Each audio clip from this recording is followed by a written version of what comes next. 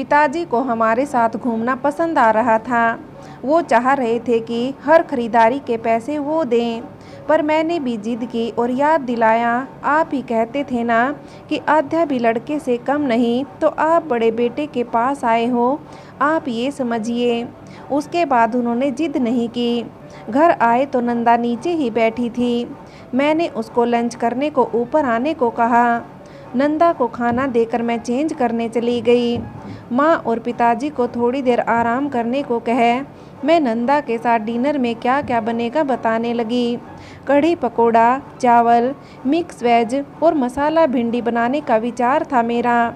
मीठा बनाने से मना किया था लोकेश जी ने, सामान सब आ ही चुका था। सब्जियां खाना खाने के बाद नंदा ने काटनी थी और मैं शाम की चाय से पहले भेलपूरी बनाने में लग गई। माँ ने बाहर खाना ठीक से नहीं खाया था। मयंक भी सबको लेकर 6:30 बजे तक वापस आ गया था। बच्चे तो बेहाल हो रहे थे थकान से। उनके हाथ मुंह धुलाकर भावना ने उन्हें दूध ब्रेड खिलाया और सुला दिया। उसके बाद ही उसने चाय पी। सुनो, आज कोई खाने पर आ रहे हैं हमसे मिलने तो ज़्यादा पूछताछ करने मत बैठ जाना उसके घर परिवार की। पिताजी के ऐसे कहते ही माँ नाराज हो गई। हाँ, मैं ही तो फालतू बोलती हूँ ना, आप कहो तो कमरे से बाहर ही न निकलूँगी। अरे माँ, तुम भी तुरंत उखड़ जाती हो। पिताजी कहना चाह रहे हैं कि ये शहर है तो यहाँ लोग एक दूसरे से ज़्यादा सवाल नहीं पूछते, बस इतना ही कहा है। अब नाराज मत हो और सब देखो कि ठीक बना है या नहीं। मयंक ने माँ को संभाल लिया। भावना ने जब सुना मेहमान आ रहे हैं तो वो तुरंत सब कुछ ठीक करने लगी। हम भी तैयार थे और डिनर भी तैयार। लोकेश जी को पता था कि सब इंतजार कर रहे होंगे, इसलिए 8 बजने से कुछ पहले ही आ गए। पिताजी तो उनकी समय की पाबंदी देखकर ही संतुष्ट से दिख रहे थे।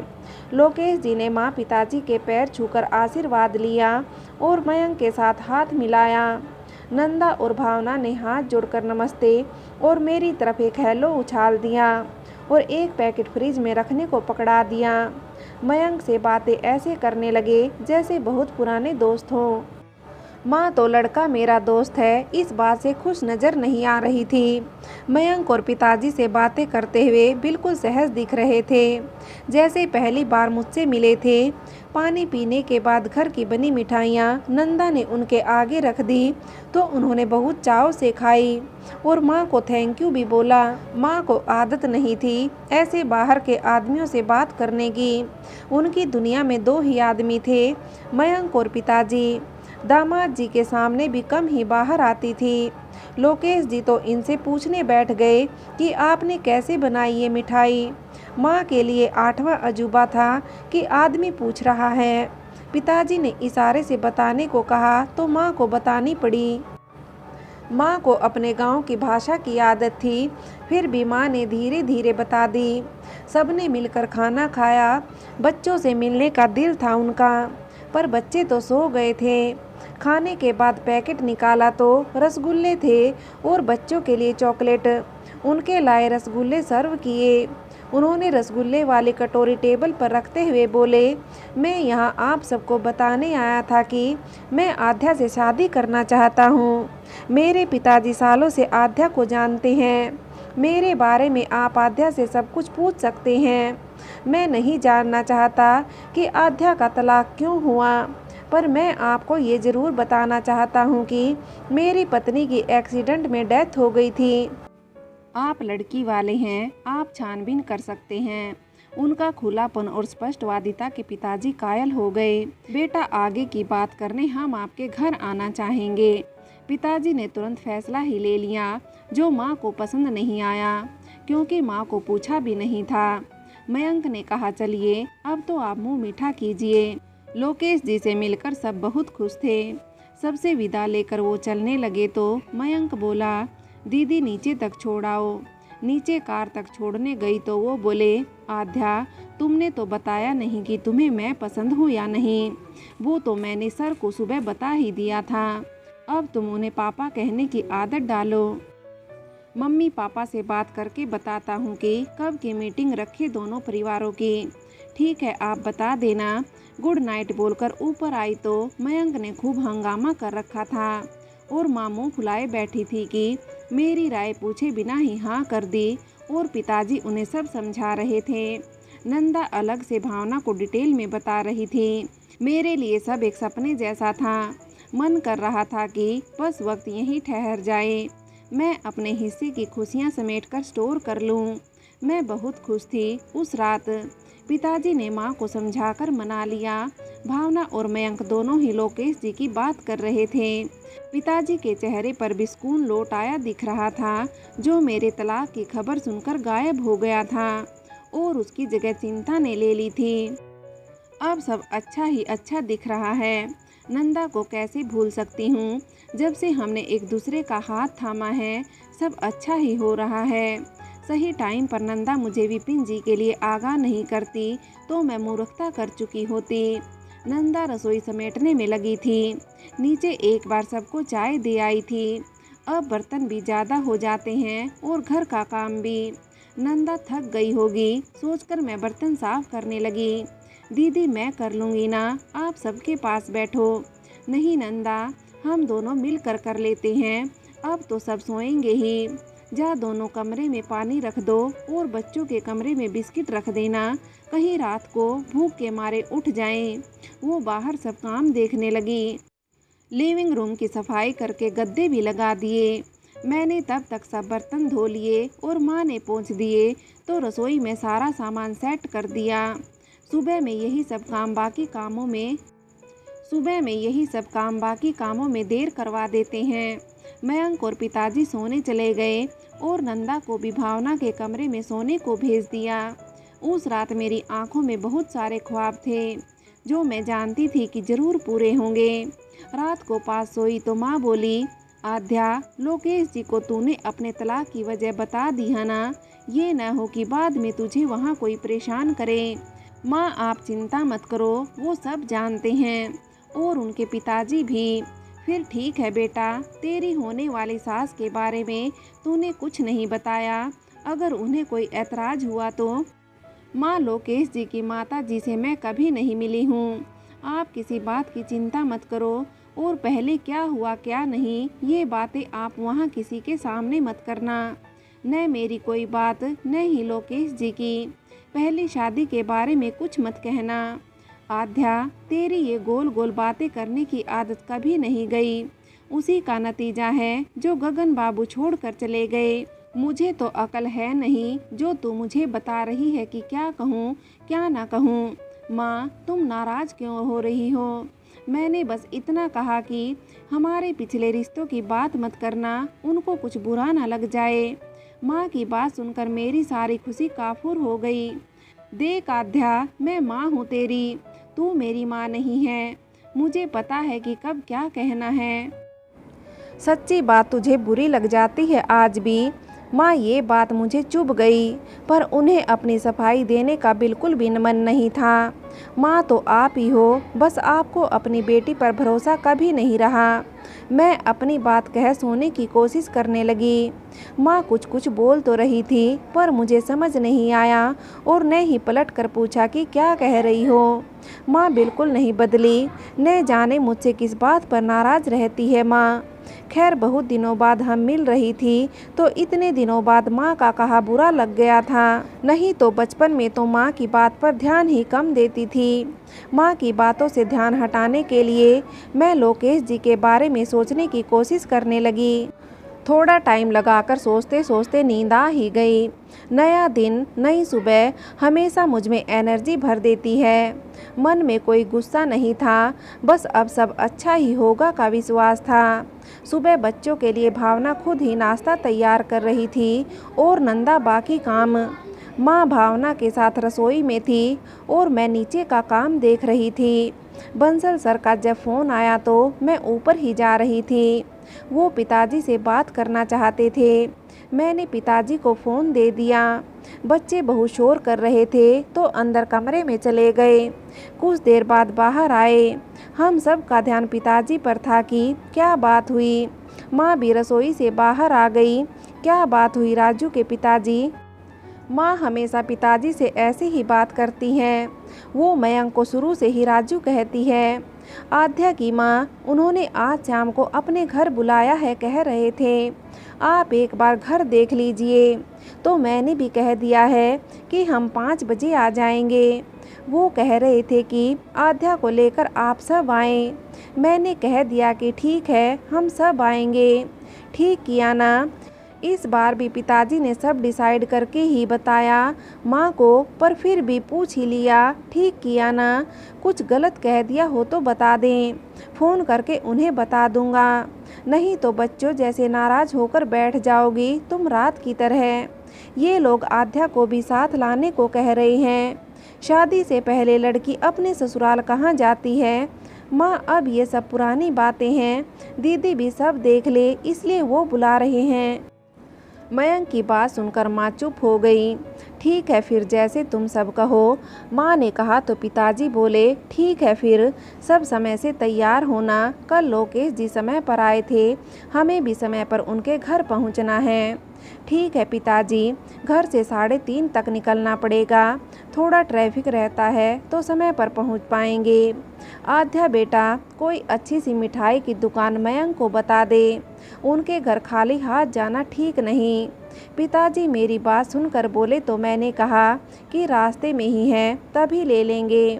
बेटा फिर और जल्दी निकलना पड़ेगा। उससे अच्छा है कि अभी कोई काम नहीं है, बाहर ही घूम आते हैं मैं और मयंक। हाँ पिताजी चलिए हम चलते हैं।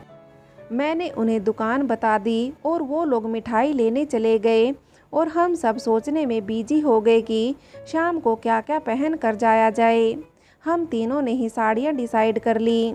मैंने माँ को शिफॉन की साड़ी निकाल कर दी पहनने के लिए। भावना ने बंदेज की पहनी और मुझे लखनवी साड़ी ठीक लगी। माँ के पास ढंग के गहने नहीं थे, क्योंकि कभी इतना पैसा ही नहीं हुआ था कि माँ अपने लिए कुछ ले पाती। मैंने माँ को अपना हल्का सा सेट निकाल कर दिया। भावना के पास अपना सुंदर सा सेट था और हाथ में कंगन भी। माँ को मैंने अपनी चूड़ियाँ पहना दी। थोड़ा थोड़ा खरीदा हुआ गहने काम आ रहे थे। मैं तो मोतियों का सेट पहनने वाली थी। मयंक और पिताजी के कपड़े भी निकाल लिए और सबको प्रेस कर दिया। लोकेश जी ने घर का एड्रेस बताने के लिए फ़ोन किया तो वो बोले नंदा दीदी को भी लेकर आना, कहीं उनको छोड़ाओ। हाँ ये भी कोई कहने की बात है, नंदा तो आएगी ही। नंदा अब तक सब काम से फ्री हो गई थी तो मैंने उसे बुलाया कि वो कौन सी साड़ी पहनेगी शाम को। वो मना करने लगे कि आप बड़े लोगों के साथ मेरा क्या काम। नंदा लोकेश जी का फ़ोन आया था, वो भी कह रहे थे कि नंदा दीदी को लेकर आना। अब बोल चलोगी ना। ठीक है दीदी, साहब ने कहा तो कैसे मना कर सकती हूँ। वो हमारे घर के होने वाले दामाद जो ठहरे। साड़ी आप बताओ कौन सी पहनूं, कहकर वो अपनी साड़ियाँ ले आई। नंदा के लिए भी एक साड़ी सिलेक्ट की गई। ऐसे हुए हम तैयार। भावना बार बार बच्चों को समझा रही थी कि वहाँ शैतानी मत करना, आराम से बैठना वगैरह वगैरह, जो उस समय के माँ बाप बच्चों को सिखाया करते थे। हमें भी माँ ऐसे ही समझाती थी जब कहीं ले जाती थी। उसे ऐसे कहते देख मुझे हमारा टाइम याद आ गया। भावना दीदी आप चिंता मत करो, मैं दोनों का ध्यान रखूँगी।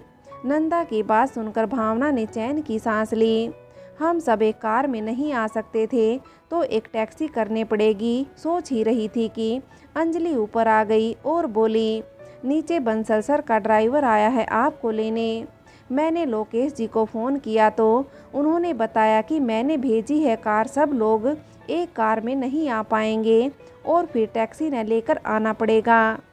हमारी समस्या का हल उन्होंने पहले ही निकाल लिया था। इतना अच्छा इंसान भी कोई होता है क्या, मैंने अपने आप से पूछा और खुद की किस्मत पर इतराने का मन करने लगा। हम नीचे उतरने लगे तो पिताजी ने भी वही बात दोहरा दी जो मैं माँ को रात को बोल चुकी थी।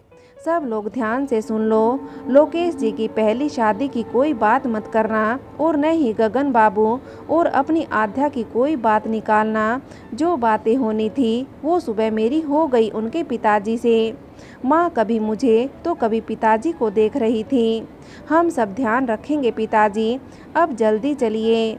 मयंक ने बात बदली तो जान में जान आई।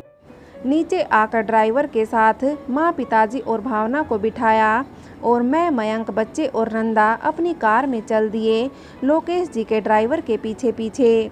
मिठाइयाँ पिताजी और माँ के पास थी।